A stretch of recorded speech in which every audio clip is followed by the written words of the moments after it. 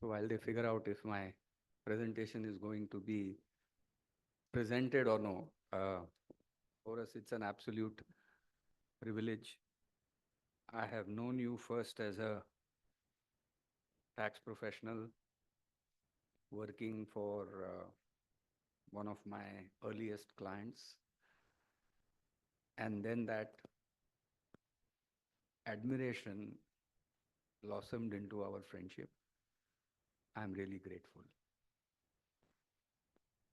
When I was asked by Mayur Bhai to present today at this occasion, and I was given the background, I thought I should maybe do a little offbeat presentation. So these are just my thoughts. Is my presentation going to come on, or I can just speak? I'm comfortable with anything. Okay. It's just a little more visual effect if the presentation is on, but otherwise.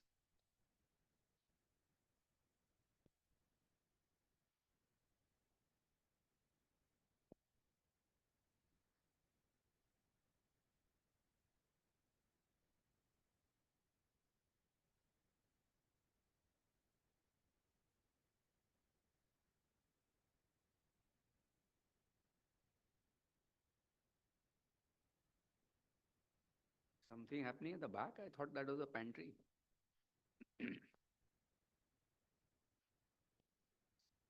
Cooking there.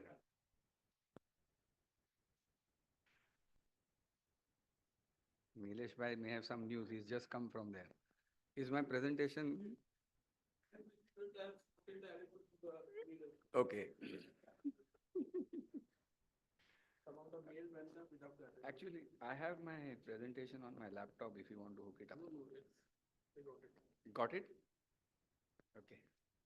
Just as a backup, I thought last minute, let me also get my laptop.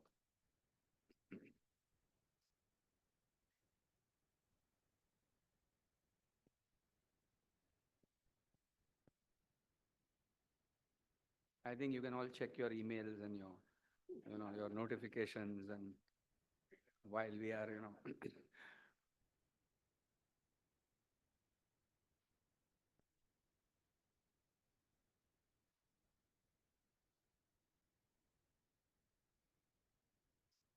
I can see a very tiny.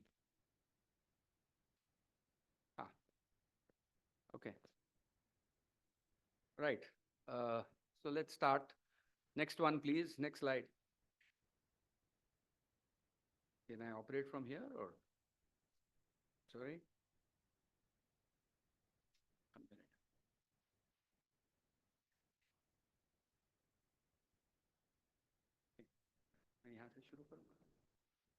If I can operate it, it's fine. Yes, I can. No? Okay. All right. So what's the agenda for today?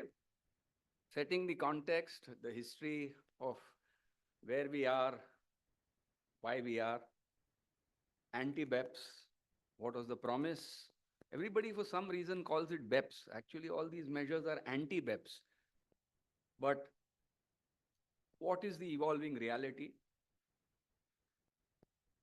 This is all what the OECD has been up to before the United Nations stepped in. What is therefore then post OECD and UN? What is the global tax churn going to look like? What are life's great questions, at least the tax ones?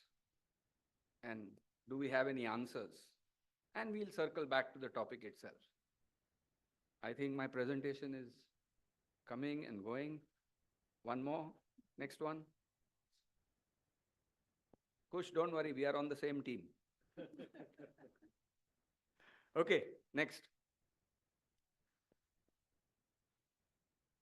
Next slide, please. Wonderful. So this is the history. And I won't take, I'm conscious of time actually. So pardon me if I hurry this up, but I think everybody is familiar with the way the tax has actually evolved. And I was just doing some reading. It was in the year 1899 that the first tax treaty was actually agreed between the Austro-Hungarian Empire and the Prussian Empire. And that treaty, you'd be surprised to know, had actually set out, without talking about these things explicitly, the very principles on which today's existing treaties of permanent establishment are based. So immovable property was dealt with, mines were dealt with because there were resources to be had from the ground. They were clearly ascribed for taxation to the country where the mines were located. The property was taxed where actually the property was situated. And even cross-border interest levies were surprisingly agreed to be taxed in the country where the debtor was situated. So the first 1899 treaty gave a lot of importance to the source principle, contrary to what happened after the League of Nations, etc., started framing the OECD model treaty as we know it today. 1948 was the Organization for European Economic Cooperation, which started this treaty work very early. It took a long time, which then morphed into the OECD. We have the 1977 first OECD model tax commentary, and then 1980 the UN tax commentary. Next slide, please. Then what happened? There was a radical change in business models, which was, to my mind, the origin of BEPS. And one thing I will like to repeat here, though it's in my slide, is that names of any countries, companies, persons, philosophies, religions, philosophies, all of that are purely for representative purposes, and they have no negative connotations so far as I am concerned. Also, secondly, these views which I will be presenting to you all are my own personal views and do not represent the views of any organization that I am associated with today or I may be associated with in future. So digitalization, scale without mass, centrality, traditional permanent establishment losing out to intangibles, mobility of intellectual property and production factors, and then the jurisdictions playing the tax rates to the bottom.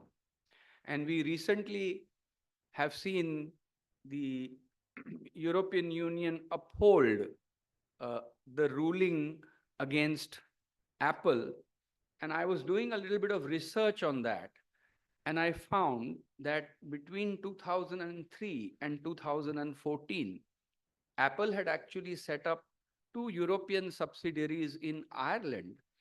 2003, they started by paying a tax of 1% on corporate profits which were booked in Ireland. And by 2014, that 1% was just too much. They went down to 0.005%. That was the level of tax. And this is the race to the bottom where countries started to compete purely on the basis of low tax rates. Next. So there was a crying need for a global tax rules reset. Why? Of course, to close loopholes in tax treaty abuse. And just because, before I go on to that, interestingly, not only did Apple pay only 1% in 2003 and 0.005% in 2014, but by using what is known as the Irish sandwich, they did not pay any tax either in the US or anywhere else in Europe, despite Apple being the originating country for Apple being the US. So obviously there were treaty uses or abuses. Those loopholes needed to be closed. Tax transparency had to be enhanced.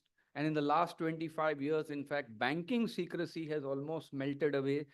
So transparency was top of mind.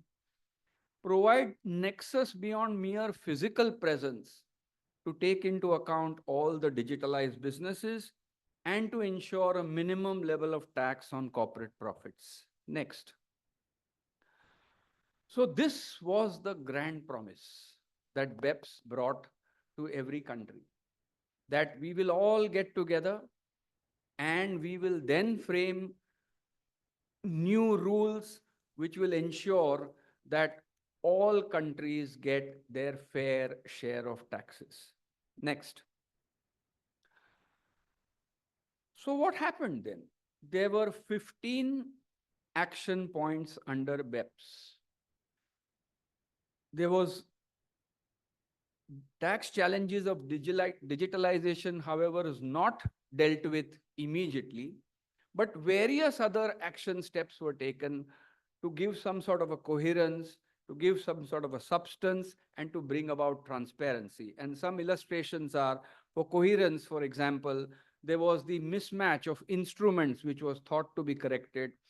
For substance, there was the foreign company controlled rules, etc., which were to be tweaked.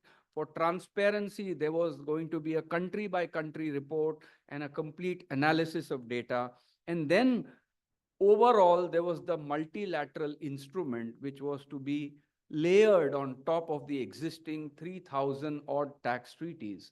Now, this was a wonderful recipe for any newcomer to tax because the domestic law, the tax treaties, the protocol, the multilateral instrument, and the jurisprudence of that particular country, everything had to be considered before a position could be given out as being legitimate or capable of being defended. Next, please. Again, in 2020, anti-BEPS 2.0 came in, Pillar 1 and Pillar 2. What was the idea?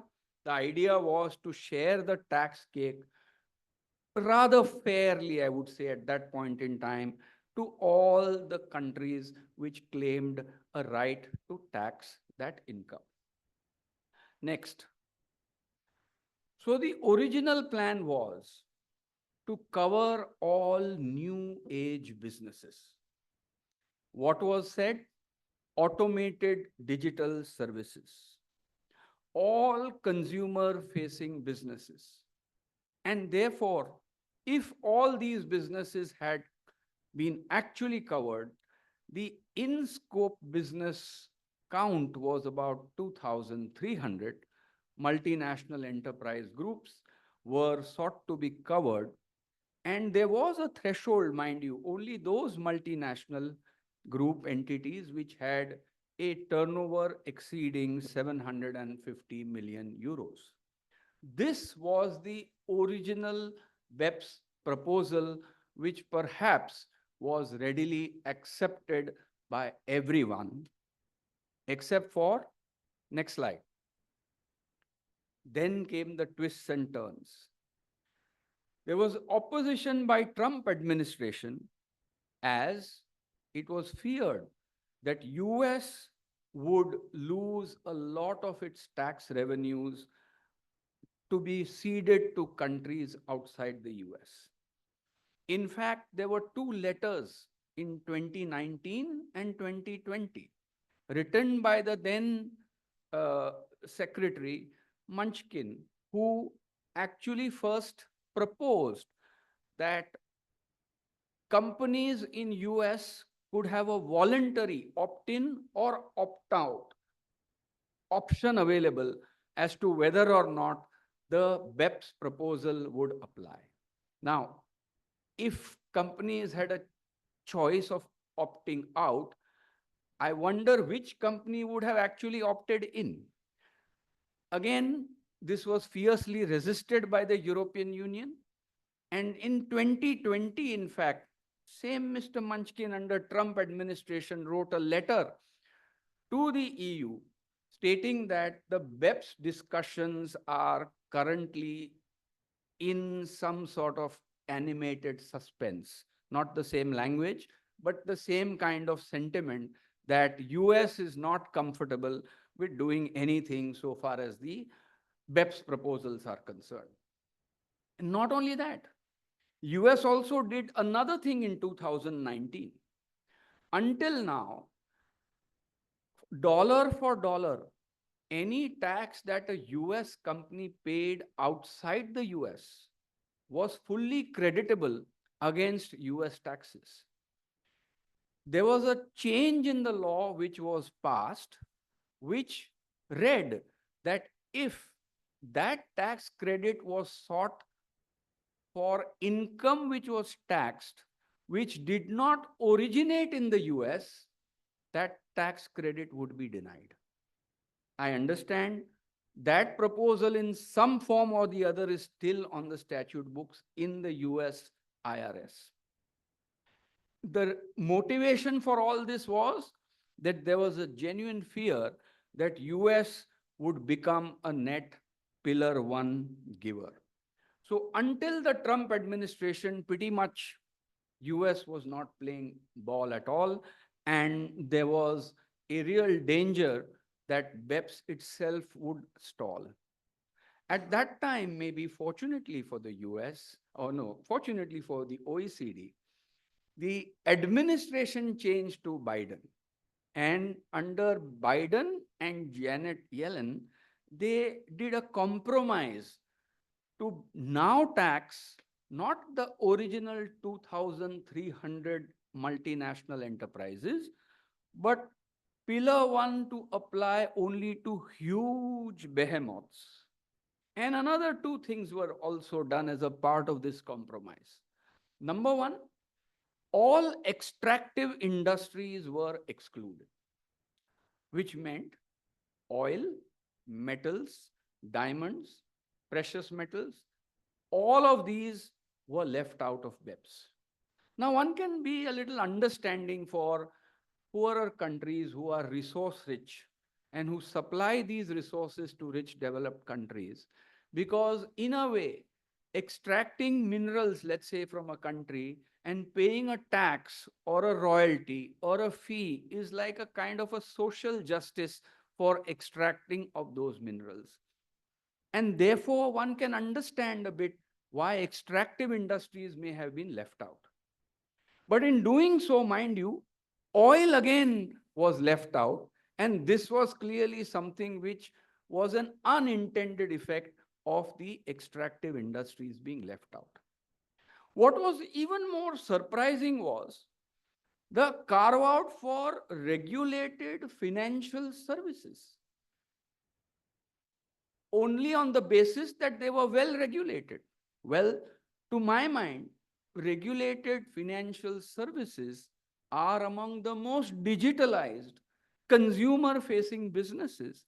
And therefore, purely as a political compromise, and remember here, the Chancellor of the UK Exchequer was the ex Prime Minister Rishi Sunak. He wanted to perhaps protect large banks in London, in Europe, and equally large banks in New York were sought to be protected. Therefore, there was this carve out also agreed as part of a political compromise. So, what happens? Next slide, please. Or before we come to what actually happened, let's also look at pillar two. Pillar two, mind you, is the rate which every company has to pay in every country on corporate profit tax. Originally, the OECD proposal was 12.5%. Why? Because many of OECD's members actually levied only 12.5%. Notable, Ireland, Luxembourg, I think even the Netherlands had 12.5.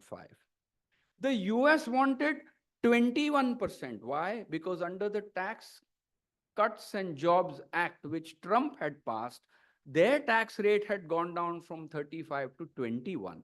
And therefore, they felt that a 21% tax rate would ensure that if any lower tax is paid in any other jurisdiction, the US would be able to pull it back. Ultimately, again, as part of a political compromise, the magic number of 15 was agreed. It could either have been 14, 16. There was no real rationale for why only 15% was picked up, but this is the political agreement. So, starting from a very high moral, if you will, base of being fair, ultimately, pillar one and pillar two, to my mind at least, as an amused and sometimes anguished tax watcher, this became a political compromise. And then, therefore, what happens? Next slide, please. What is the compromise pillar one? Let's understand that a little bit in detail. When I talk to you about those huge behemoths now, who are we talking about? Forget amount B, that is regular because that's fixed return for fixed services. Amount A, which is the new nexus rule for allocating part of the residual profits to market jurisdictions, is important because that's going to be the amount which is going to be distributed to the other market jurisdictions. What was the threshold? Humongous 20 billion turnover and profitability above 10%. Only if a multinational group satisfied both of that, then it would come within the scope of pillar one. Again, even beyond 10%, whatever profit it earned, only 25% of that residual profit was to be allocated to market jurisdictions. And yes, there was a promise that the threshold reduction would be threshold would be reduced from 20 billion to 10 billion 7 years after the first model had established. Now, when will that be established was again not very clear. Net again, what happened? Fewer than 100 MNEs were subject to pillar one. Now, this is officially what is put out perhaps by OECD. There are different studies which put the number pessimistically at 60 and optimistically at 80. Now, a company, even if it, let's say, satisfies more than the 20 billion turnover threshold, could still be out if it did not have 10% profitability. So maybe as a concession, what was also thought of was that if that company had different business streams, if one of the streams was more than 10% profitable, that company could have been pulled in. So overall, from 2,300 MNEs to 60 to 80 MNEs, this is the current shape of OECD's pillar one. Next slide. Again, pillar two, in a sense, compromised because the right to tax back and 15%. I will not go into too much detail on this slide. So let's move to the next one and see really what happened. From that path-breaking event of the hand of God actually conferring a boon on mankind, it came to be like a mere nail polish on the finger of a market jurisdiction. And again, this is pillar one. Pillar two, yes, perhaps tax havens were squeezed because now that profitability would go back to where the parent company were located. But did that money go to the developing markets or the user markets? No. So pillar one actually was giving now much less and limited reallocation to market jurisdictions. And pillar two, whatever tax pie was enhanced was largely going to the developed tax jurisdiction. Next slide. So the current state, let's go one more slide. We had therefore the African Union states, 45 countries, take up this cause of unfair distribution of global tax to the United Nations. Next. And what has been the UN journey so far? In 2021, they have introduced Article 12B, akin to a withholding tax on automated digital services, and all ancillary services like that has been introduced in the model. The subject to tax rule was proposed in 2022, but 23rd November 2022, the United Nations adopted a draft resolution which was forwarded by African nations to have a universally inclusive international tax framework. And one word jumps up immediately: inclusive. But if this is now inclusive, what was the inclusive framework of 135 odd countries under OECD? Perhaps that inclusiveness that OECD may have promised may not have been carried through. And the biggest complaint that these nations had was that while we were included in the discussions, the menu itself was clearly laid out before we were even invited to partake our meal. And therefore, the developing nations did not have any chance in real agenda setting. In 2023, again in July, there was promotion of inclusive and effective tax cooperation report outlining 3 potential paths, and I will show you what those were. And finally, on 16th of August 2024, there has been a release of the final draft of the terms of reference, which has been approved in the United Nations General Assembly by 110 jurisdictions in favor, 8 against, and with 44 abstentions. The final proposal was to be taken up in September, but I understand issues of climate change overtook that meeting. I understand reliably from some sources that maybe this final proposal will be passed in the December 24 meeting.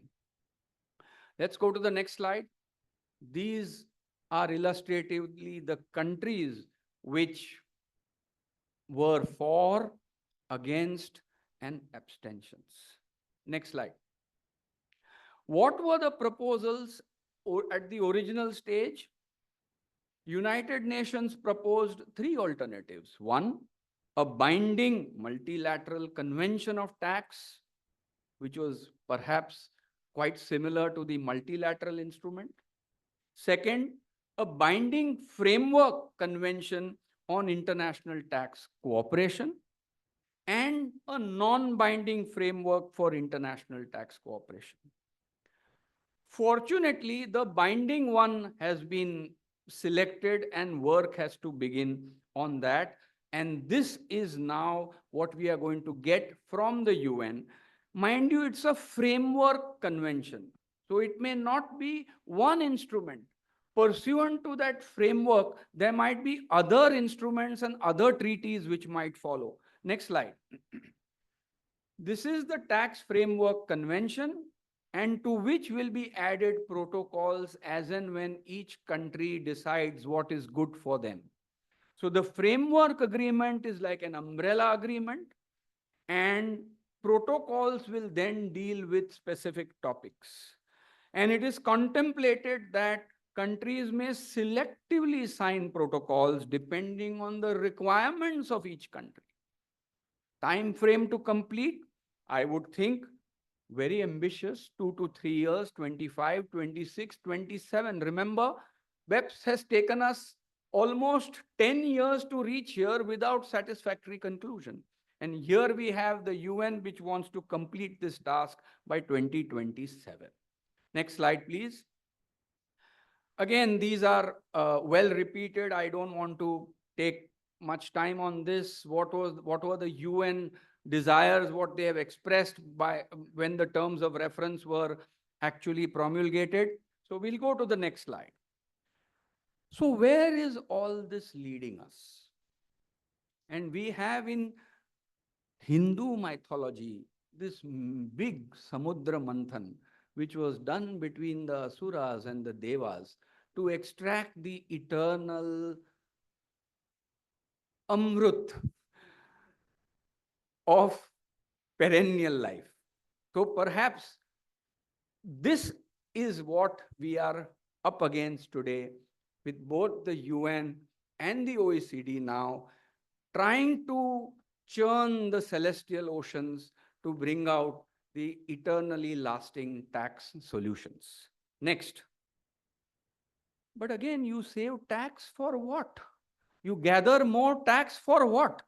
This, where perhaps your tax dollars and my tax dollars are going to be spent in destroying our world. Next. So we come back finally to life's great questions. Well, tax at least. Where did we come from? Where were we? Base erosion, profit shifting. Where are we today? Action plans 1 to 15, MLI. Mind you, that's not the end of everything. In India, domestic law, jurisdictions, protocols, all that you have to keep in mind. 2 anti-BEPS recommendations, OECD and UN. Where are we going? Partial implementation of both? I'm reminded of this one, which a smart Alex said, that look here, there are a lot of accidents happening because of left-hand drive. So let's now all switch to right-hand drive. And then a committee is formed, and then they say, it's too much of a change. Let the heavy vehicle start first. So are we all going to be left-hand versus right-hand drive? Will we all need to continually thrive in chaos? Last 40 years I have practiced tax. It has been a no recession profession. Next 20 years, it will be a high growth profession. Next slide. Finally, we are back to where we were.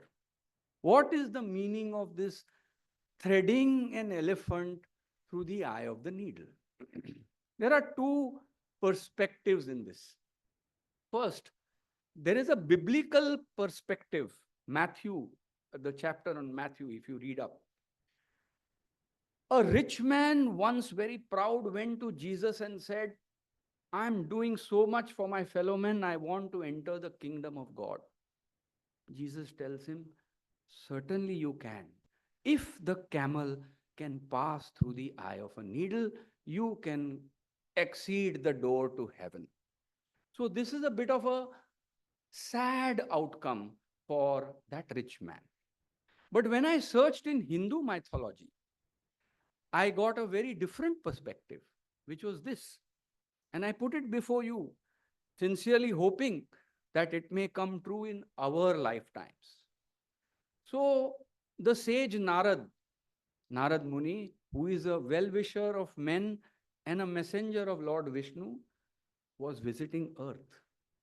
He first met a very learned Brahmin who was doing all his puja and prayers very faithfully. The Brahmin received him with respect, gave him a big meal, and then said, look, you are our Lord Vishnu's messenger. Please, will you ask him next time when you meet him, when will I get salvation?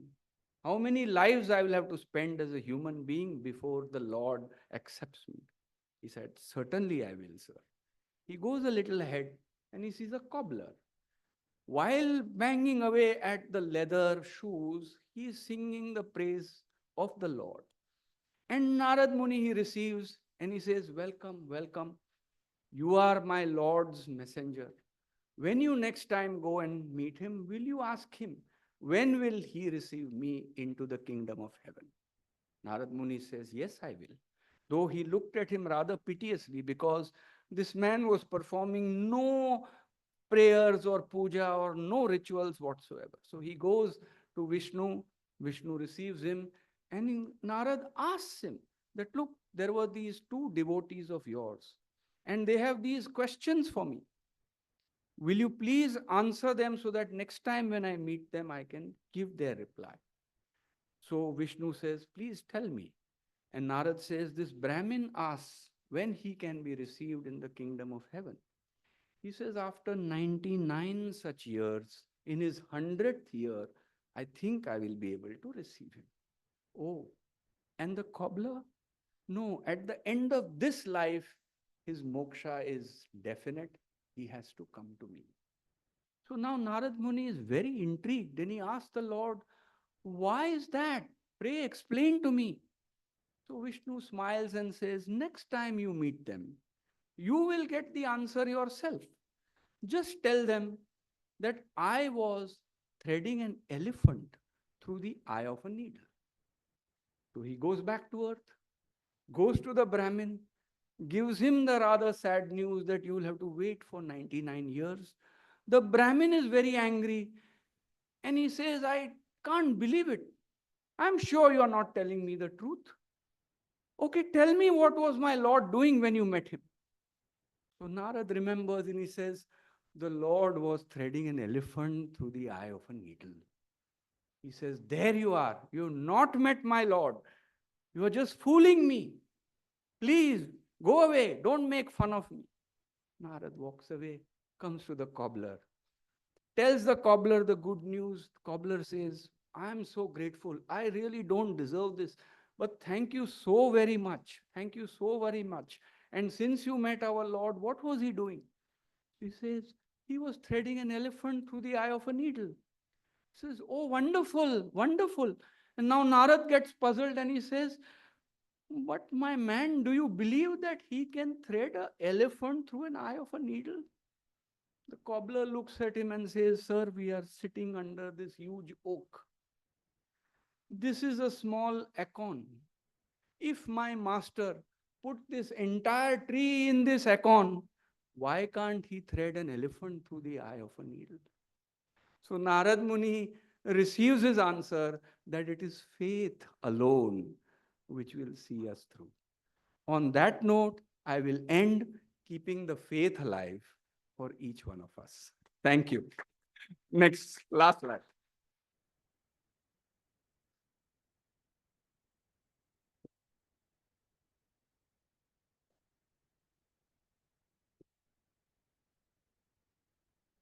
Thank you, Hitesh. You can all hear me. I think what Hitesh has shocked me by and destroyed my faith in the international tax system is that in 20 minutes, he has brought us from the 18th century to 2024. I don't think anyone has done that in the past. A few things, Hitesh. I think there is no doubt that there is a complete change in the business models. I'm now talking about the change between the 1960s when we had our permanent establishment principles laid down in the tax treaties to the early 2000s or the mid 2000s. The treaties haven't still changed. We are now, as Nishit Bhai pointed out, into a completely changing business model of AI, etc., whereas the treaties are still not even adjusted to the digital models. And I think, therefore, there is grievance in many countries that your treaty models have not kept up to date. And I think many of the source countries or whatever are justified in asking for a change of the treaty models. So whether you look at BEPS or whether you look at P1 or P2, this is the pressure of the world to recognize that the old system is not functional. Have there been any successes? I think tremendous, yes. Firstly, bank secrecy has gone away. When I started my practice, this was a huge issue. CRS is a huge advantage to the revenues of the world. It doesn't work too well, and I know that personally, but that's a separate issue which I won't go into. There is a huge pressure on tax havens. These are the significant achievements over the last 20 years. And this is, of course, work done at the OECD or the UN. So today, when I look at, if I was to advise people, and I think I'm very clear that if you plan a structure or a basis that you will not be found out, you will lose. You cannot work on that principle in both domestic tax law and international tax law. Proceed on the basis that everything will be found out. And if it is found out, you will still be able to defend it. And that is where you will succeed for your clients.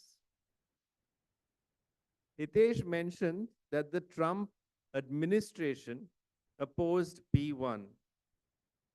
Hitesh, were you talking about the past or about tomorrow?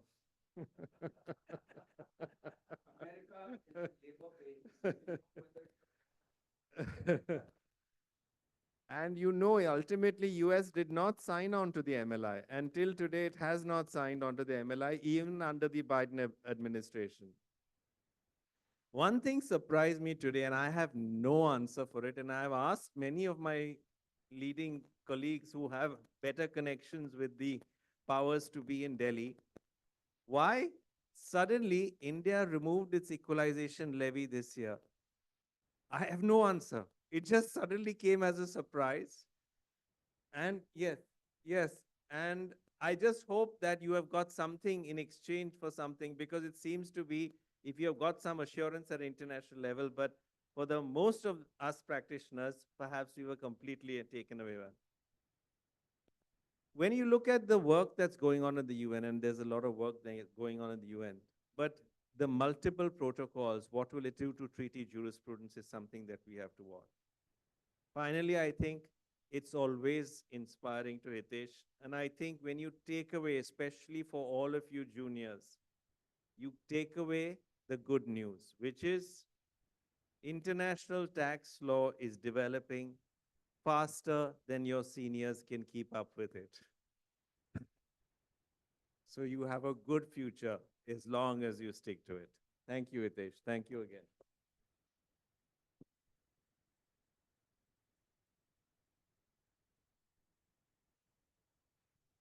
Hello.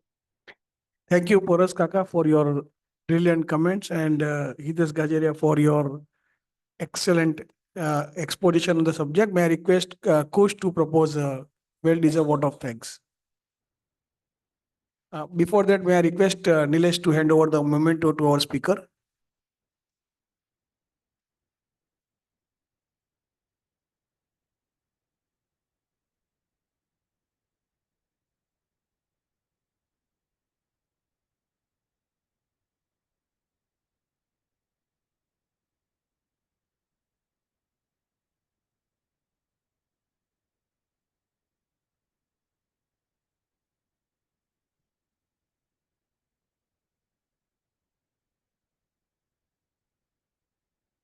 Hitesh sir, thank you so much for the wonderful session.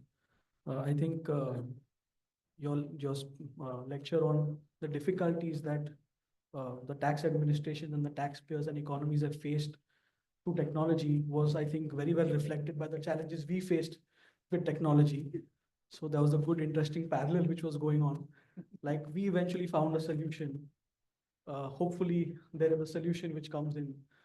Uh, but thank you, as Porus sir said, that you took us through the entire history of where we were and where we are today.